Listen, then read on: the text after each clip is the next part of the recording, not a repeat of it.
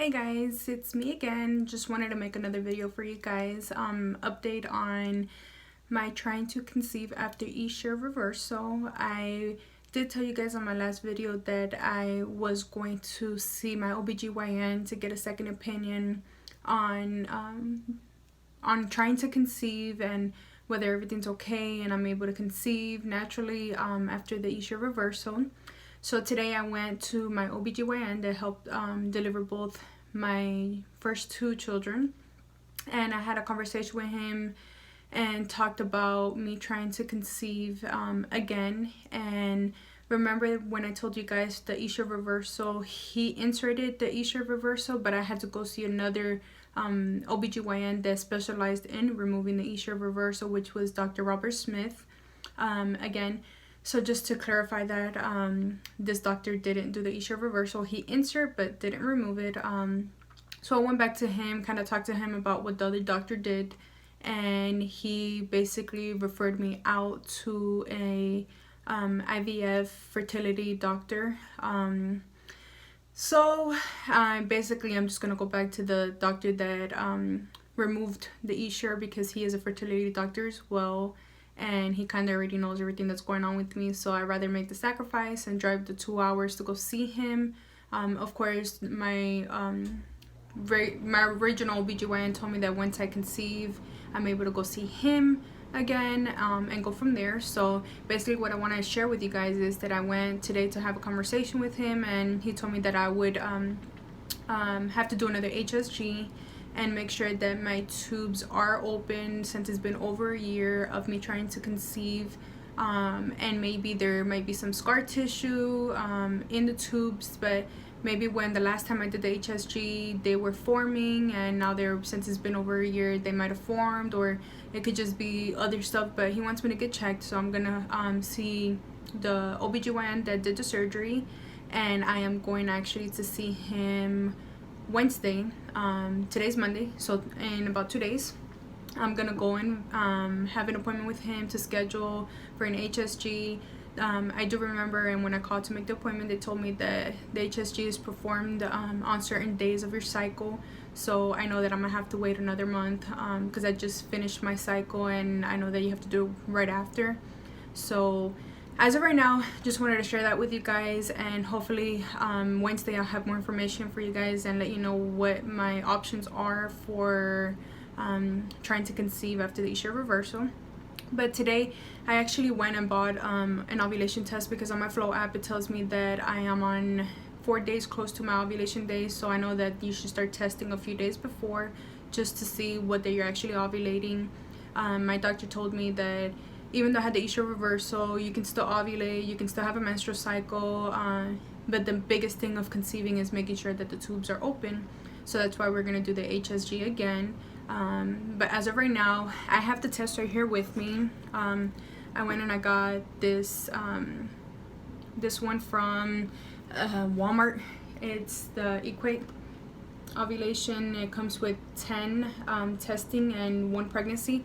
So I mean, it doesn't hurt to try. I want to try to get planned ahead of time, so when I go see my OBGYN, I can tell him the days that I'm ovulating, because I do want to know all of that, and just your menstrual, everything. So I'm kind of been tracking everything now, just to be on the safe side, so we can have a better idea of when to conceive, of that sort. But I'm gonna test right now. I put my urine in a small little cup.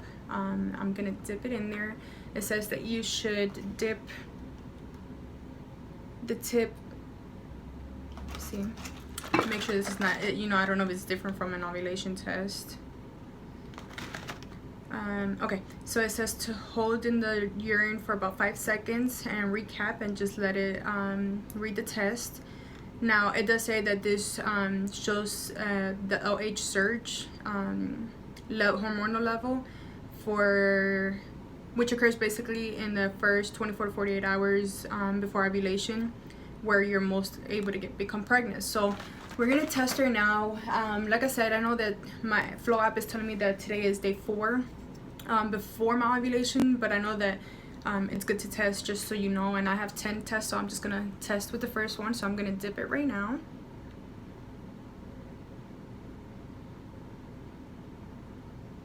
Okay, and I'm going to recap, and I'm just gonna let it flat and let it read.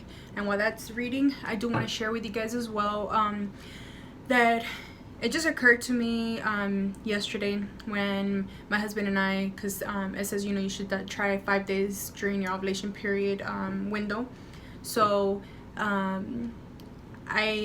we had intercourse, and then, you know, whenever you have intercourse, you go and you use the restroom, you know, a lot of the sperm comes out. And as soon as, you know, that happened, it popped into my head, hey, I don't know, for most women, I know a lot of women are using tampons, pads for menstrual. I have an allergic reaction to it, so I tried to find a healthier, more comfortable alternative for me. And I've been using this thing called a menstrual cup. I can basically describe it as a silicone cup that you insert, like if you were going to insert a tampon, and I insert it and it kind of stays in there, and periodically I would take it out, clean it, change it, and put it back in.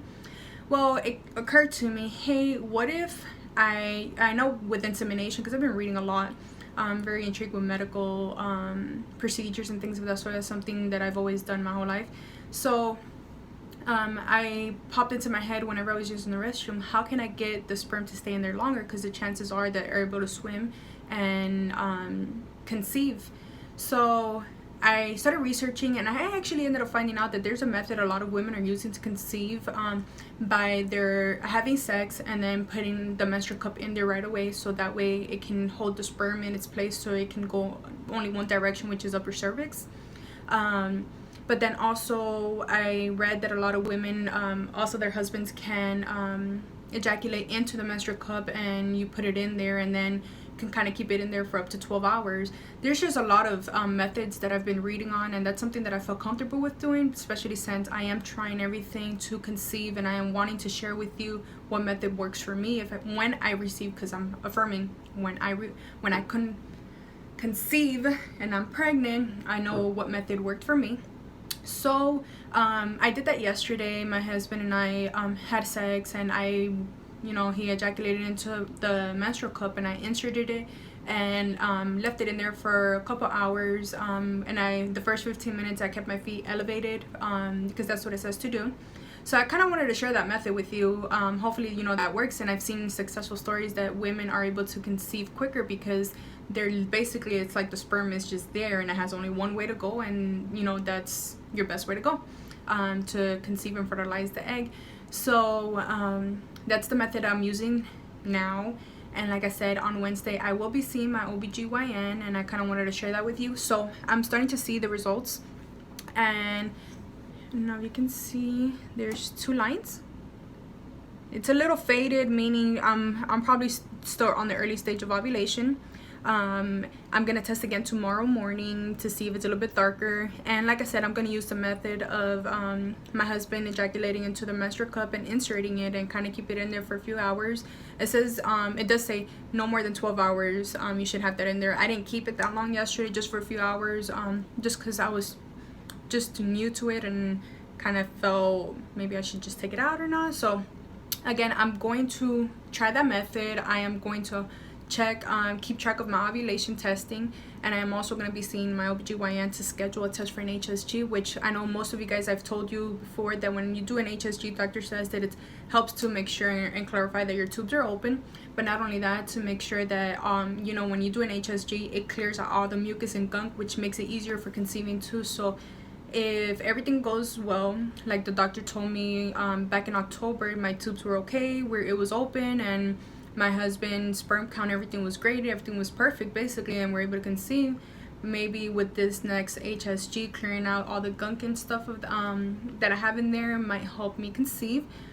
So I just wanted to share that with you guys. I am going to get more information on HSG procedures and the cycle days and all of that, just so I could give you guys more information on how the process goes. This will be my second round going.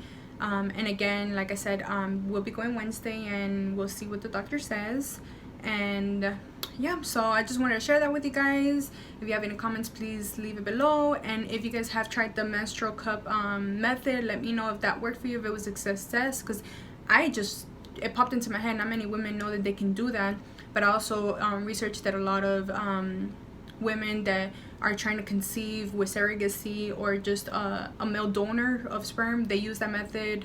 I also know that people use like syringes to insert the sperm and all. There's just so many different ways to make it work.